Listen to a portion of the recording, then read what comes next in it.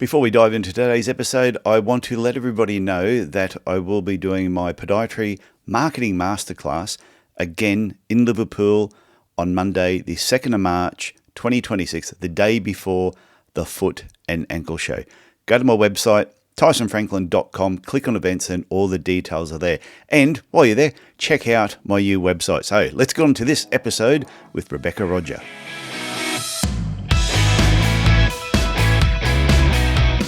Hi, I'm Tyson Franklin, and welcome to this week's episode of the Podiatry Legends podcast. The podcast is designed to help you feel, see, and think differently about the podiatry profession. With me today is Rebecca Rodger. She is from the UK. She's in Kendal, England. Now, this is really interesting.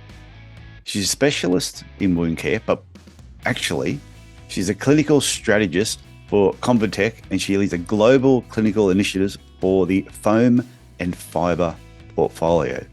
I'm looking forward to breaking this all down and explaining what this all means. We spoke about this before I pressed record. I thought it was really interesting what you're doing. And I think you're going to inspire a whole pile of podiatrists on this episode. So, Rebecca, welcome to the podcast. And thank you for having me. And that is the goal. If we can inspire the next generation into some interesting career paths, I think we've done a job well done today. I think so. And that's the whole idea of the podcast, is to expose podiatrists all around the world, all the amazing things that they're doing. So these new graduates and recent graduates, and even some of the crusty ones, can listen to other people's stories and go, wow, I think I could do that. Or I might make that little pivot, or I might introduce that into what I'm currently doing. So I'm looking forward to unpacking what you've been doing. But before we get into that, I always ask, what got you into podiatry? Oh, good question. So I really wanted to be a dentist. And at the time, you needed, sicko. I know, shocking. At the time, you needed 3 A stars and to have been volunteering at an orphanage for 10 years to get into university. Yeah. So that one, although I did well at school, I wasn't quite at that level. So I went to a university called Salford to look at their open day. And at the time, I was with a friend who was wanting to be a nurse. I sat in the nursing talk and I thought, absolutely not for me. So I went out to the podiatry talk and I was the only person there. And what I found out was it was almost identical to dentistry, but you were looking at the other end of the body. And from then I was absolutely hooked. But I can't say I was born thinking, oh, yes, this is the career path I want to go down. But actually, it's the career path that has given me the most success in life. And I very much recommend it to anybody who is thinking about a career in podiatry. My brother's a dentist and he wanted me to do dentistry. And I had the choice and I didn't want to do it. But down the track, we thought about actually setting a clinic up together because there's so many similarities between what we're doing, and we're going to call it foot and mouth. Even better. That's genius. But at the time, I think you've missed a trick there. Yeah, at the time when we went to do it, it was back in the day when the registration boards in Australia were far more anal than what they are now. And if your letter was 1 centimeter on your signage too big, they would come down on you like a ton of bricks. And we just went, you know what? We don't need to bring that much attention to ourselves. Because I'm so quiet, we thought, let's just fly under the radar. So we didn't do it. Never worked together. Oh, bless. So is he still practicing then? Yeah. He's still working as a dentist. He absolutely loves it. I thought you might have gone down your path and done the Dentist Legends podcast. No. He talks more than me. I don't think he'd have to be doing a solo show. But he just loves being a dentist. I just couldn't handle having my hand inside people's mouths all day.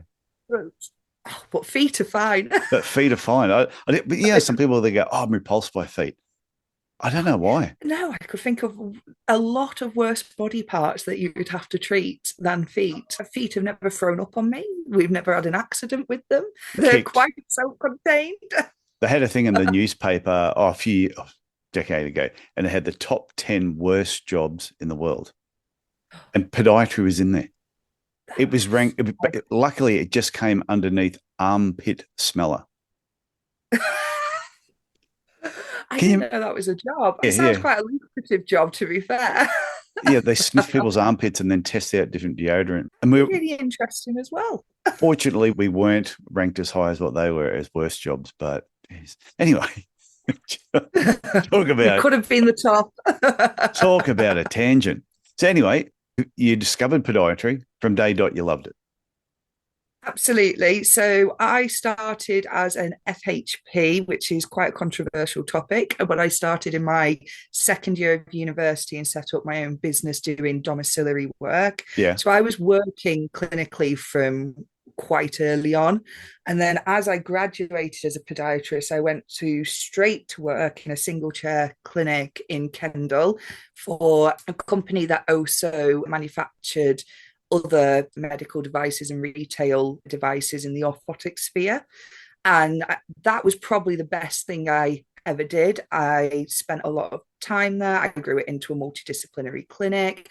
It gave me a very strong background in industry and what else is out there. It allowed me to go to lots of conferences, do a lot of conference speaking, and get my name out there and learn a lot about the MSK world. And then COVID hit, everything changed. I went and vaccinated for about a year and a half. That opened my eyes into what else could we do with our skills. I like to call it things that are podiatry adjacent. Yeah. Loved it, absolutely loved it. And then at the end of COVID, I got a message on LinkedIn from a recruiter who said, have you ever thought about working in the medical device industry? And they said it's work from home and a very nice salary, and you will be impacting change on a global scale, and particularly to do with the wound care industry. And I said, where do I sign up? And I have never looked back from somebody through LinkedIn reached out to you and said, Rebecca, would you like to stay at home, work, and we'll pay you really good money? And you probably didn't even think about it. Yeah, absolutely. Don't get me wrong. It was a really difficult decision at the time. It was leaving everything I'd built over the first portion of my career to then go into something that at the time was very unknown to me. But I'm a big believer in you can almost stagnate if you don't go on to the next opportunity. If you don't give things a try, then how will you ever know whether or not it's going to work? And I think as podiatrists, we have this really secret skill in our arsenal, and that is, okay, if you try something out and it doesn't go well, you can always set up on your own.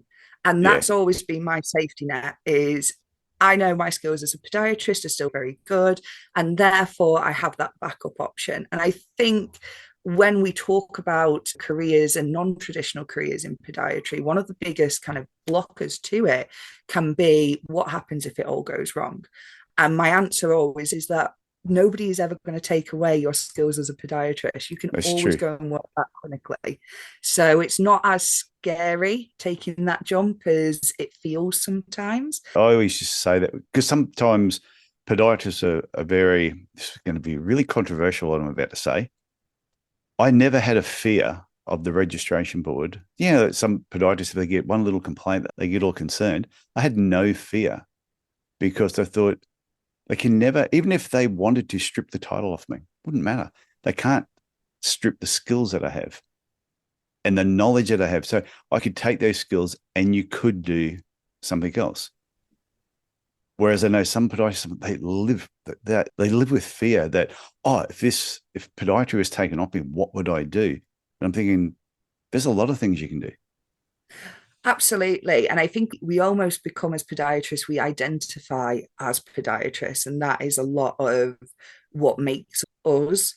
And I think when, whether it is either you've been stripped of it or we're going into something that's slightly adjacent where podiatry isn't your job title anymore, I think that can feel almost like you're losing a bit of your self-identity. And I know from personal experience, it's why I still work clinically, because I'd never not want to be a podiatrist. I can be lots of other things in the world, but fundamentally I will always be that podiatrist. Well, that's nice. Yeah. Like I haven't been in a clinical situation for quite a period of time, but I still keep up to date with it.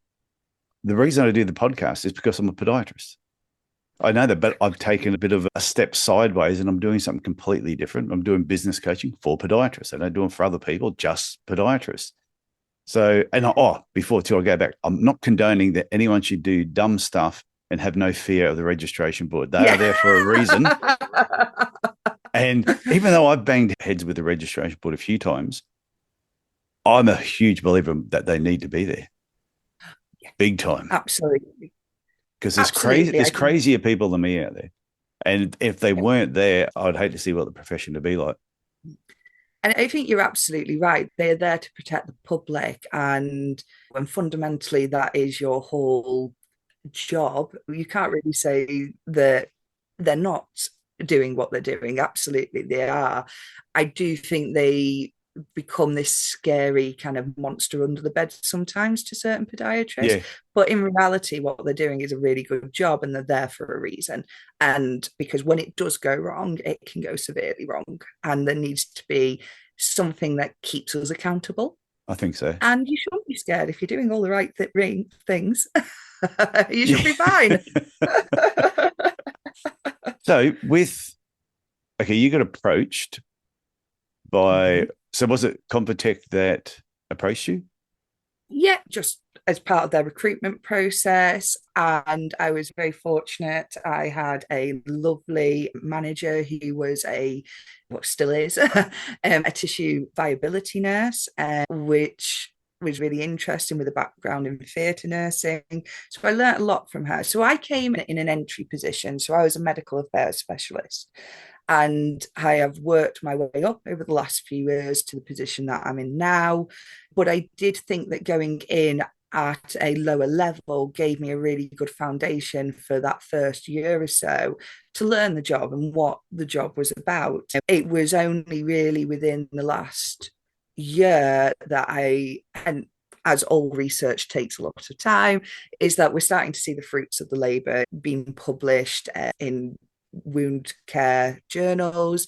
That's really exciting. And then we've done a lot of conferences, a lot of poster presentations that I've been a part of.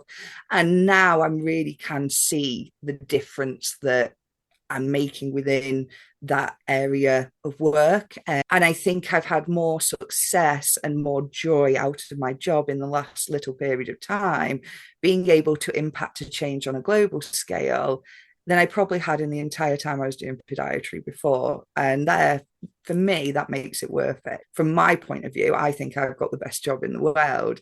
So what I want to say is to other people who are maybe thinking about non-traditional career paths that don't involve the clinic, there are other things out there. And you might end up like me, where you're in a position where you're in the best job in the world. You're a classic example of a non-traditional career path and got definitely. into social media. Yeah. Yeah. And do you enjoy what you're doing? Don't look back on it and think, I wish I was still cutting toenails. No, it's one of the things, like, I'm not, anyone listening to me, I'm not telling you to get out of the profession. We want you to stay. But I think if you're at that point in your career where sometimes you're just like, is there something else I could be doing? Then you could still be doing podiatry part-time. Don't give it away altogether and just leave the profession. Keep doing it, but maybe do something else on the side. So the podcast, I enjoy it because I get to talk to people, interesting people like yourself, all around the world. And it's funny, I always say, Bill, once you've been on a podcast with me, well, we're friends for life. It's just the way that it is. Because we have a historical recording of us having this polite conversation. And therefore, if I'm ever in the UK and I bump into you, we're going to go, how you doing? It's just the way it works. And that's what I love about podcasting. It is a fabulous networking. I can't imagine you go to many conferences and think, I don't know anybody here. That's why the quote on my back wall, your next connection could be the one that changes your life. And when I had my other podcast I did 211 episodes on it before I stopped it. And that was called It's No Secret with Dr. T.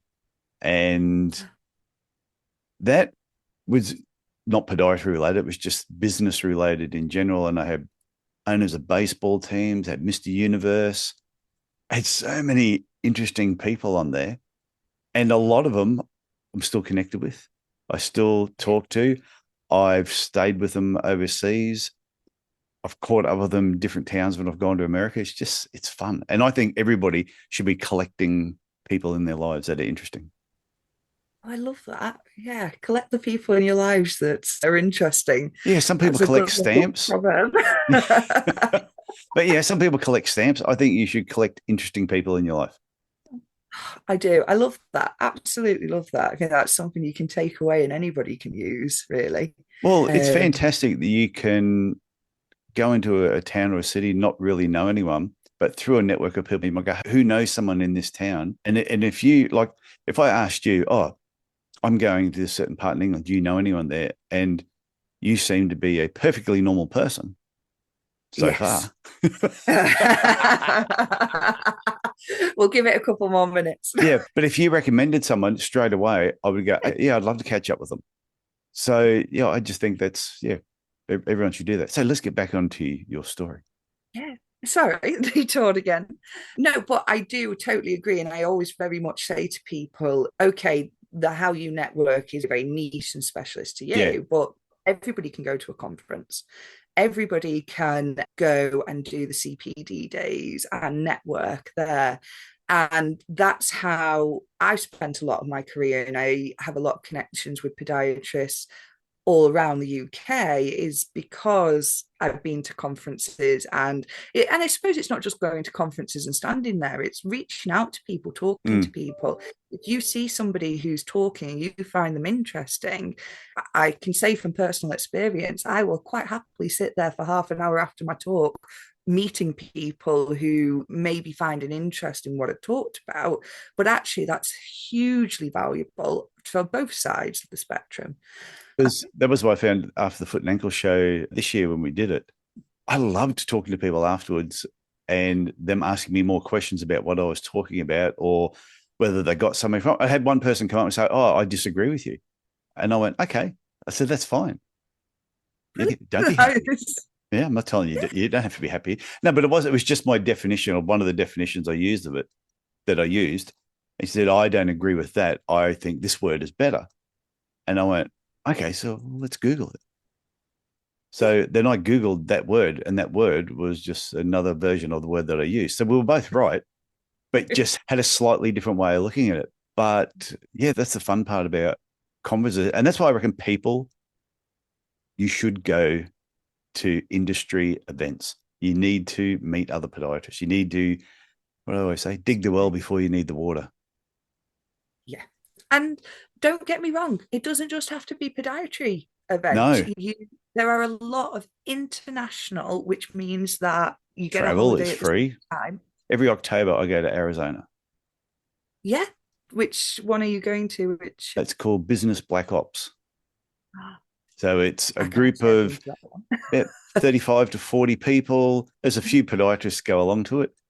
And do you know Peter Wishney at all? Yes. Yeah. I've heard of him. Yeah. Well, I've not met him Peter, in real life. I haven't seen Peter there for a while, but I'm catching up with him in December because I'm going to be in New York for Christmas. Yes. Yes. See, this is all about reaching out to Any people. time somebody in New York. No, but very to the point is it doesn't have to be a podiatry only conference. And you have Wounds UK, for example, that's in Harrogate. You have UMA, which again, I'm obviously going to say a lot of the wound ones, but there are other Yeah, that's okay. Everyone knows it's my favorite subject. UMA travels around Europe. So I've been to UMA in Milan, I've been to UMA in Barcelona, it's going to be in Germany this year. And there's no reason why we as podiatrists in the UK can't also be expanding our horizons and doing that little bit more effort and going to conferences that might not be on your doorstep. And there's lots that are on your doorstep as well. It doesn't just have to be podiatry only.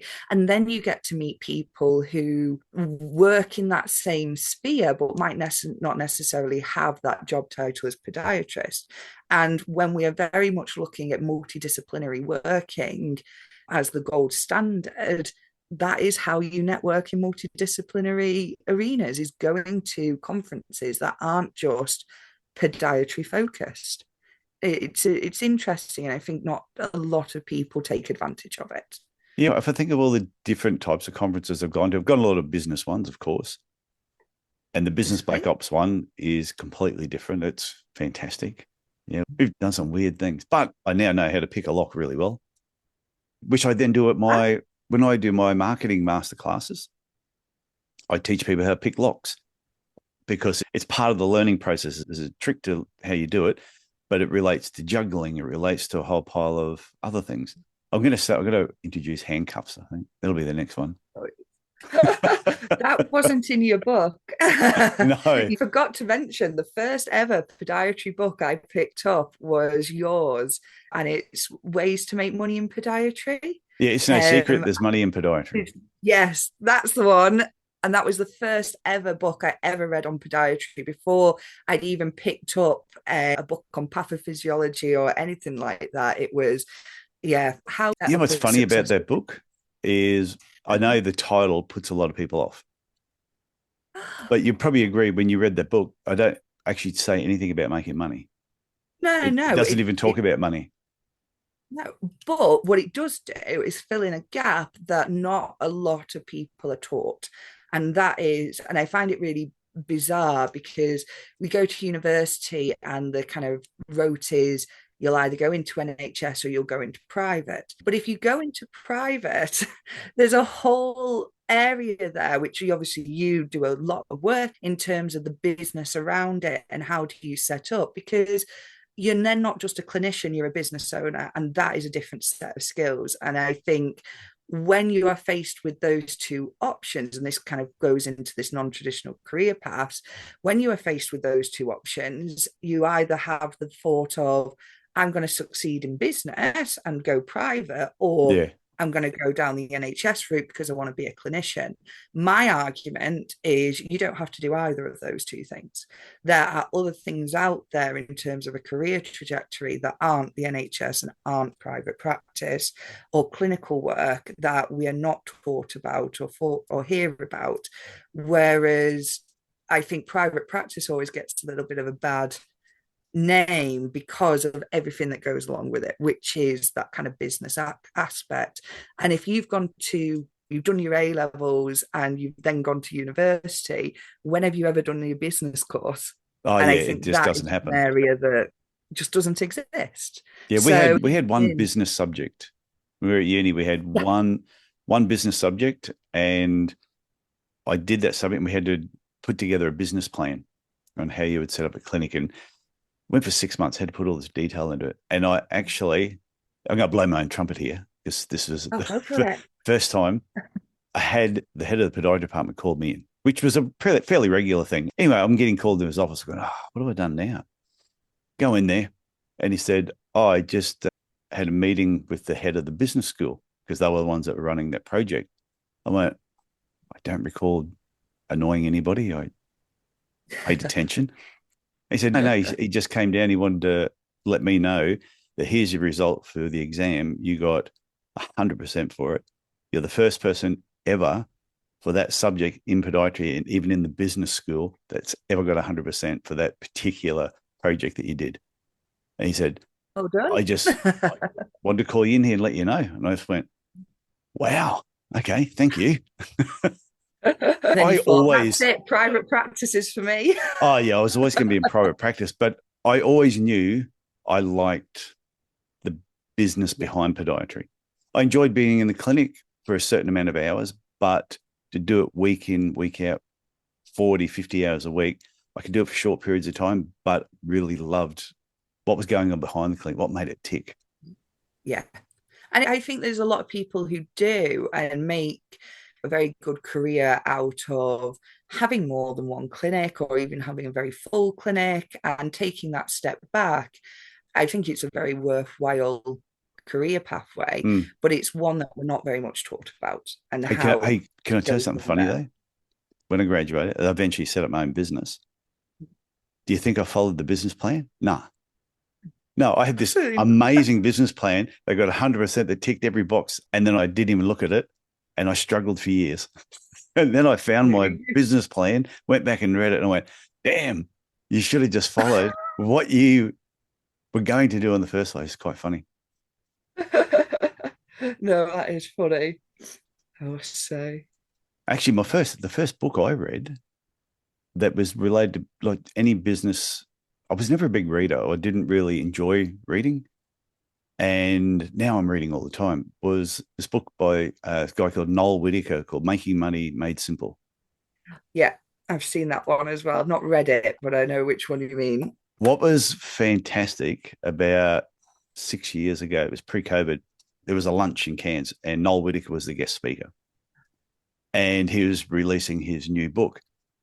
In my book, I actually mentioned Noel Whittaker, that's the first book that I read, Making Money Made Simple. So I took a copy of my book and said to the organisers, can I sit at the main table with Noel Whittaker? And I told them why. And they went, yeah, that'd be great. So I want to give him a copy of my book. And I highlighted the part where I mentioned him, put a post-it note in there, sat next to him at the lunch, gave him the book. He gave me a copy of his. And then we got a photo together. And it was just a surreal moment. It's full circle moment. Yeah. I was sort of, yeah, I was a fan. So it's good when someone like that, and then you meet them and they exactly how you wanted them to be. They were, but I didn't realize actually friends with his son for years. I had no idea. Oh. Never. How funny is that? I only found that out about 2 years ago. Somebody said, well, you are friends with his son. And I went, am I? Because it's never come up in conversation. I think that says more about his son, not saying about his dad.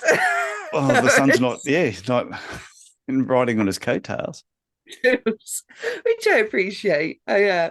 But no, it's funny how you can have those full circle moments. This for me is a full circle moment. My very first book I picked up. Yeah, I suppose. Book, and then to come on the Podiatry Legends podcast all these years later, like for me, it's that kind of redefining success. And it seems really silly, but that is my full circle moment. Is I've now been able to experience you in person, having read your book all those years ago. So I totally appreciate. No, that's actually that is quite funny. I'm blushing.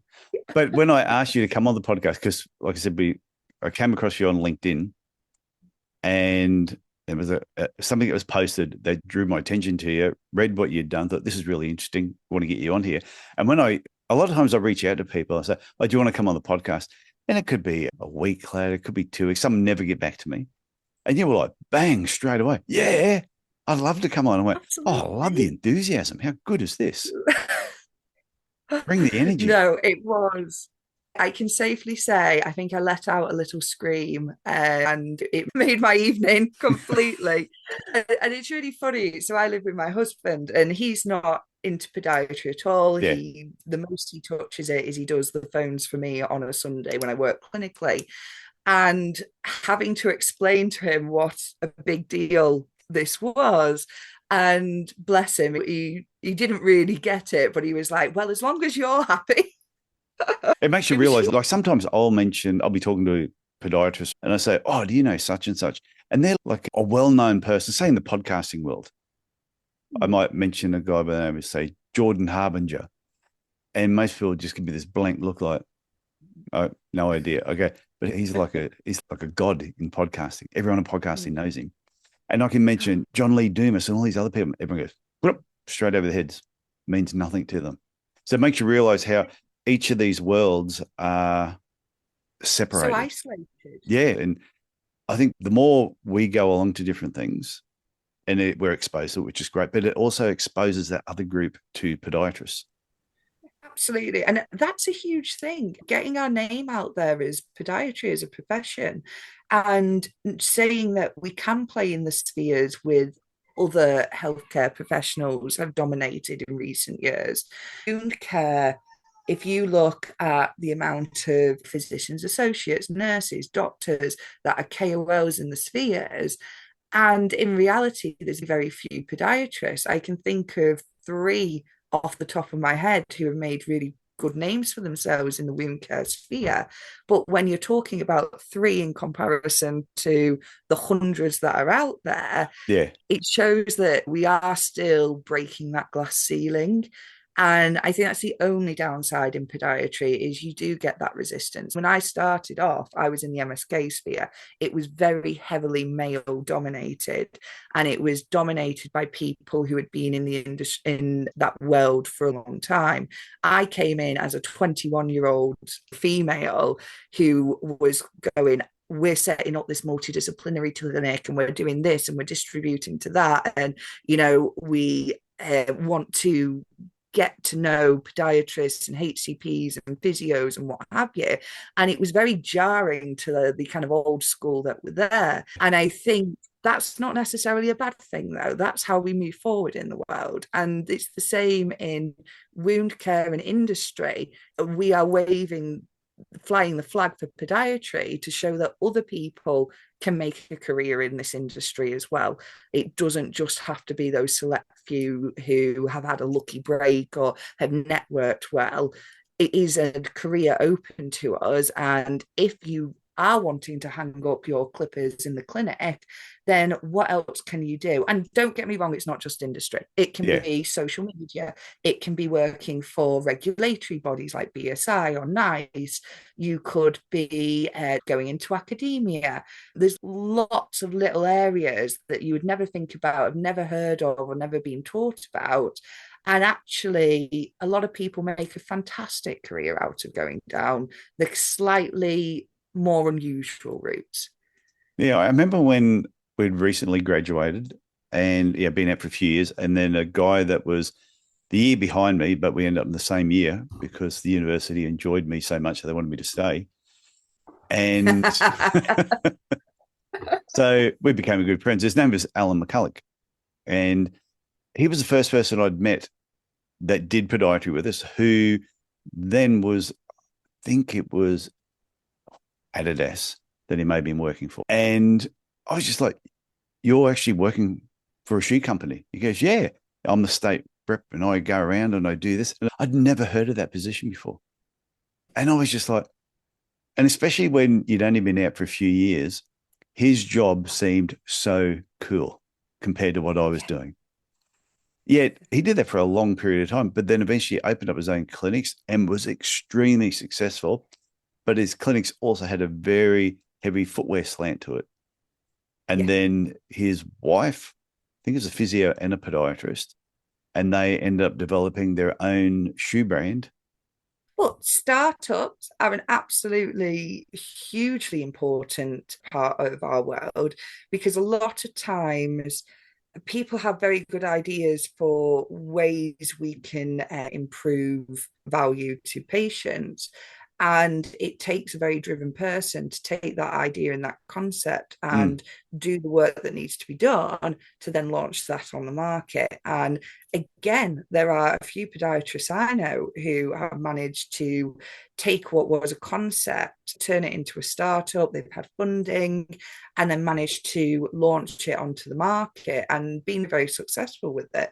So again, that entrepreneurship is another avenue that people can go down when they are exploring these different career paths. Oh, definitely. Well, you would have heard Simon Bartold was another person that was involved in footwear. I was about to say Simon Bartold. Yeah. Yeah. Oh, you see, I got behind me there, the Vamazi footwear behind me, give them a plug. Yeah. But I was talking to Simon this afternoon, but it was really funny. He was one of the first conferences I ever went to that he was talking at. And I remember him up on stage talking, and after it finished, might have been my first conference ever. He came off stage, he was sitting down having a beer with some other people, and I grabbed a beer and went over there and just sat down and just started talking to him. And been friendly with him ever since. And he found out today he's 10 years older than me. I didn't know that. I feel like we're releasing all his secrets on this podcast today. I know. But this is what I mean. It's when you've been in the profession, like I've been in and around this profession since I graduated, like 37 years now. And you see so much, and there's so many positive things that have happened over that 37 years. And you're another example of that. Thank you. I don't think I'm quite up to the level of Simon Bartold, but I'd like to think one day I will be.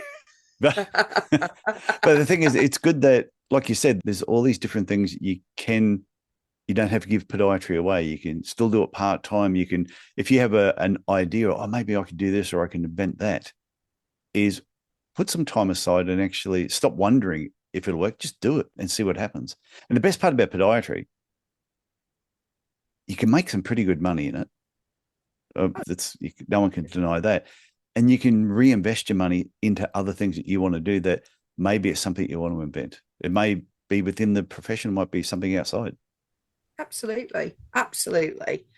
But no, so that's my is non-traditional career paths.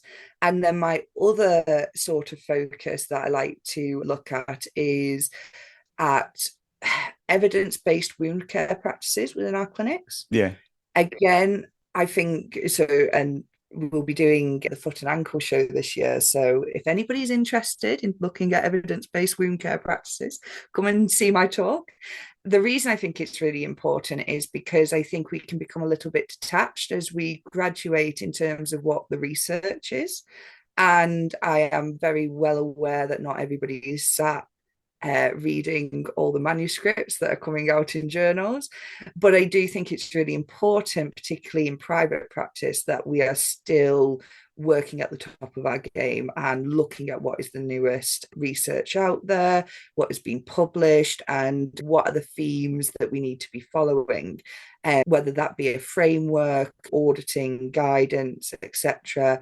It's that evidence-based backed. And for me, I love being the person on the other side of it who does the evidence. But I also think it's really important because, and this is why I still practice podiatry, is if I'm stood there and I'm telling you, you need to be putting, whether it be something like wound hygiene framework into your clinic so that every single clinician is working at exactly the same level and doing exactly the same things in part of a treatment process that is backed by evidence, then for me, I need to be a podiatrist who's still doing it and touching patients for that credibility.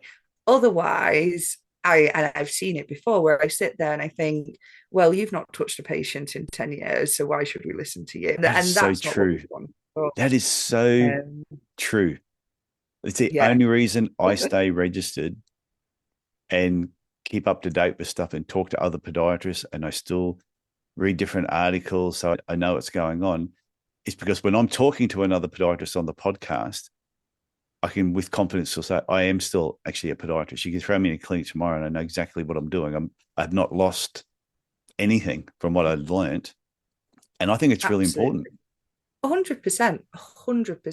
And I also think it resonates well. And this is why, again, it ties into we need more podiatrists to do more exciting things, is because I think it resonates well when it's coming from a podiatrist to a podiatrist. And I think we're all guilty of it sometimes. Is classic example, if you're getting lectured by a physio on how to treat the foot, there can sometimes be a bit of a, well, we are the experts and therefore what do you know?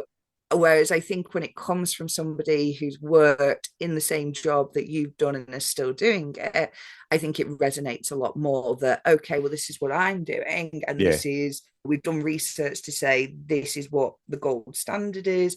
This is what we need to be doing. And it doesn't have to be one thing. It can be whatever you've researched and whatever makes sense for you clinically. However, other people are doing it and therefore we should be doing it as well, and keeping that level of treatment to the highest possible standard we can. And I think we can do that by evidence-based practices. And I always say, if the NHS is evidence-based treatment, there's no reason why we can't do it in private practice as well. I think that's a really valuable consideration. I think the other part that's really important with what you're doing, though, is, and like us having this discussion about all these different things you can do once you graduate, is it then makes the profession look more interesting to students who are graduating. Oh, I'm thinking of a career. What career should I do? I met a podiatrist who works for this particular company who evaluates dressings. And I know this other one that works for the shoe company. Oh, I know someone who's in clinic, somebody else who's in academic. All of a sudden, the scope of podiatry just keeps growing and it becomes more interesting. And I think that's the advantage physiotherapy has had over us over the years, is because they've made physiotherapy look sexy. No one talks about postural drainage. Have you ever seen that done? It's disgusting. You know, when someone's tilted and they're patting them on the back so all the mucus comes out, that's physiotherapy. But kids in high school don't hear about that. They only see all the sexy stuff of physio. Oh, and that's why I want to be a physio. So I think podiatry needs to expose young people to all the interesting aspects of podiatry as well. I have a friend who's a physio and she's moved over to Melbourne now, funnily enough. But during COVID, she was on her rotations in hospital, and what she does now is neurophysio. That was her kind of special interest. She got stuck on the respiratory ward for the entirety of COVID. Oh, and yummy. I always say to her how she still managed to continue on afterwards to go into neurophysio and do what she's doing now was the mental fortitude needed for that. But it's not always as sexy as you think it is. I can safely say I've never had to aspirate anybody in my life before, and I'm quite glad of that fact. No, it's just something I wouldn't want to do. So when you came on here, I asked for some talking points. This might be a bit funny. And you gave me 3 talking points. On the third talking point, you a list and they cut off. Yeah, and you gave me the third talking point, and you must have deleted it before you press send. And all I got here was brie. Now I'm assuming you didn't want to talk about cheese. Oh, that was so funny. So, what was it supposed to be? It was so we had bridging clinical practice and industry, which I think we really just covered. Yeah. And then I also had as the 4th one that never even got to your attention. Oh, there was, no, I didn't get the 4th one. With mentorship and professional growth. Oh, very important. It really, and it ties in really well to what we were saying before about this networking, that there are, and what we've just talked about in terms of podiatrists in all sorts of weird and wonderful places. And I know podiatrists that work at football clubs. I know podiatrists that have their own huge clinics. I know podiatrists that have made a name for themselves in the diabetic world within the NHS. And I always very much say, if you've seen somebody do something, so for example, you want to get into podcasting, you've seen Tyson's podcast, reach out. We are always a friendly bunch. We have a connection in that we're all podiatrists. And usually, if you manage to grab somebody at a conference or send somebody an email, I've done it before where I've done a lot of messages over Facebook for people who are wanting to get into the industry I'm in and what they need to achieve. We're always very open, and that's the best kind of piece of advice I can give people is look at somebody who's doing the job that you want to do and then ask them how they got there, because it's the best idea of how can you then position yourself in exactly the same sphere. And we're not a hugely competitive bunch. We want to raise podiatrists up. We don't want to be the only one in the room. We would like more people there with us. Well, that's why I sometimes get annoyed when I see a podiatrist tear another podiatrist down. Yeah. And it might be like, say, this podcast. I've had podiatrists bag this podcast. Oh, it's the biggest load of crap. I'd never go on there. Then I'm thinking, what am I doing wrong on the podcast? I'm exposing the profession to other podiatrists sharing their stories, and I get so much positive feedback. I don't worry about the negative ones. Mm-hmm. My book, when I wrote it, I got a lot of 5-star reviews, which is great. Most people have read it, have said it's great. And then you get a couple of 1-star ones going, oh, if all you're going to learn out of this book is you need a good location, what a waste of money. And I'm thinking, if that's all you got out of the book, that you're an idiot. Pretty good advice. Yeah, but I'm thinking, but if that's all you got out of it, then you're not very smart. Maybe you can't read. Maybe you just can't read. So when I see people bag specifically other podiatrists or work they're doing, like I've read a lot of other podiatrists' business books. They've all been good. I've got something out of every single one of them. I've never read one where I've got, oh, this deserves a 1 star and I'm going to bag it to bring that person down. I've listened to a lot of other podiatrist podcasts and I've enjoyed them. When I listen to them, I've enjoyed them. I would never bag any of their podcasts. I'm thinking, you know what, you're actually doing something that others aren't doing. So I think if you're thinking about doing something, don't be scared about what other people, about the really minority of people that will probably try and tear you down, because they will. The other 99% are going to support you all the way. Yeah. Oh, 110%. I mean, I even still get it. I have very much, what's the word? So I don't have a master's, I don't have a PhD. I have a lot of experience and I have, which is fantastic, and that's brought me to where I am in life. But I have been at conferences before where I've been sat next to doctors, Yeah. and it's very much the feeling in the rooms being, well, why are you here? Because you are not at that level. And actually, that's one person's opinion. The other 300 people who are sat there watching the lecture who think, come up afterwards and say it's fantastic, they're the people that count. And I always, to bring it back to podiatry, so I used to manage a clinic and I used to manage staff underneath me in terms of podiatrists, and a lot of them were new graduates. And they would always get a few bad reviews within the first year, and it would be like 2 or 3 people. Yeah. And it's just part and part of the process. And some of them would get really upset. And I'd sit them down and I'd go, let's look at the stats. We, on average, are treating 2,000 people in a year. If you get 2 complaints out of 2,000, that percentage is so low that the other 1,998 people were absolutely fine. Then you have to put it into perspective. Yeah. And that's what I always say. Nothing is perfect, but there's not a piece of research out there that's perfect and can't be picked apart. However, people are trying their best. And as long as your best is reaching to the majority and the majority are liking it, who cares if somebody has an opinion that doesn't quite add up to your own? It's not going to stop you. It's not going to stop you from life. And if anything, it's probably a good thing because it toughens you. It means that when you do hear feedback that isn't always positive, and that is just life, you know how to deal with that. You know how to not take it really personally or stop it from affecting your career in the way that you want to go on and that trajectory that you're on. So I always think it's quite good to have a little bit of criticism. Oh, yeah, I think you need it's it. just how you handle it. Yeah. And how you put it into perspective. Okay, before we wrap up, yeah, you're going to be talking in 2026 at the Foot and Ankle Show, 3rd and 4th of March next year. Yeah. What's your topic? So I will be building on the topic that I did not last year because I had a baby, the year before, which was evidence-based practices in podiatry. So last time we talked about putting the wound hygiene framework and how we can utilize that within our own practices.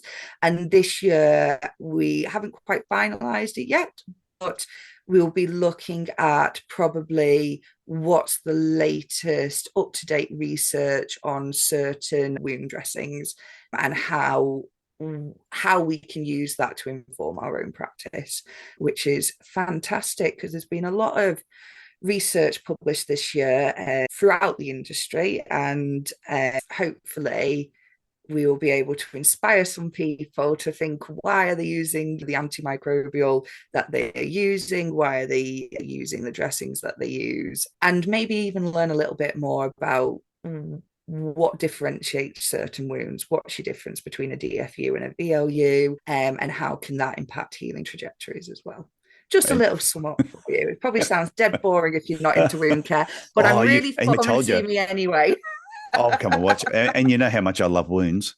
And everyone who listens to this podcast knows I love wounds as well. But that's okay. But the Foot and Ankle Show, if you're listening to this, you've never been to a Foot and Ankle Show before, definitely go to it. It is a fantastic couple of days. And I'm talking as well. My talk is going to be called Skills Transference and How to Learn Everything Faster.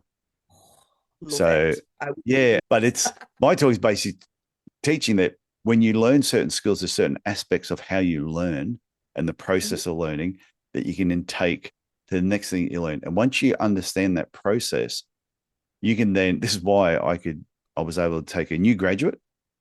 They could have them start with me. And in 3 months, I could have them performing probably at the same level of someone who'd been with me for 5 years. Which is really exciting.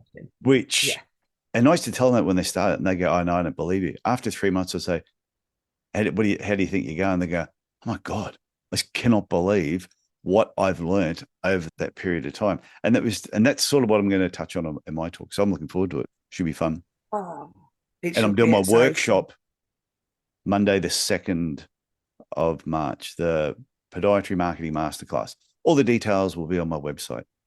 Perfect. And in the show notes. I look forward to it. And we should shout out Tony Gavin for another non-traditional career pathway, getting into conferencing, putting on the foot and ankle show. Special mention. Special mention, Tony Gavin. And he will be back. I'll have him on the podcast again later on in the year to sort of, because by then he'll have nearly all the speakers lined up. So get him to come on and just do another talk about the foot and ankle show as it leads into it. Hey, Rebecca. This has been fantastic. I've really enjoyed talking to you today. This has been fun. I want to thank you for saying yes so quickly. And obviously we'll see each other next year. We'll stay in touch and probably get you back on at some stage in the future to see what else you're doing, because I know you'll probably be doing something else amazing. Yeah, research never stops. No. Okay, so thank you very much. Thank you. Bye. So I want to thank you for tuning into today's episode of the Podiatry Legends podcast. And I hope you enjoyed my conversation with Rebecca Rodger as much as I did recording it. It was a lot of fun. Rebecca's story, it's a powerful reminder that there's no single way to build a successful and fulfilling career in podiatry. Whether you're in private practice, the NHS, research, corporate health, or something entirely different, the opportunities are there if you're willing to step out of your comfort zone. What stood out to me most is Rebecca's perspective on risk. Our podiatry skills, let's admit, they're always with us. They are our safety net. That means you can try something new, take on a different role, explore something fresh, a completely different path without fear of losing what makes you a podiatrist. You'll always have those skills to fall back on, and in many cases, they'll be the foundation that allows you to succeed in new arenas. Rebecca also highlighted the importance of networking, mentorship, and evidence-based practice. These are the cornerstones of growth, not just for individuals, but for our entire profession. By connecting with others, sharing our knowledge, and keeping up with research, we can continue to elevate podiatry and inspire the next generation to see it as a dynamic, exciting career. And if you enjoyed today's episode, please share it with a colleague or friend, inside and outside of the profession. And remember, if you need help building your podiatry business or exploring new opportunities, reach out to me through my website. Just go to tysonfranklin.com. And don't forget, I do have an event coming up in Liverpool on March the 2nd, 2026, the day before the foot and ankle show. Same thing, go to my website, tysonfranklin.com, click on events, and you will see all the details there. Okay, that's it for me this week. I want you to look after yourself, look after your family, and I will talk to you again next week. Bye for now.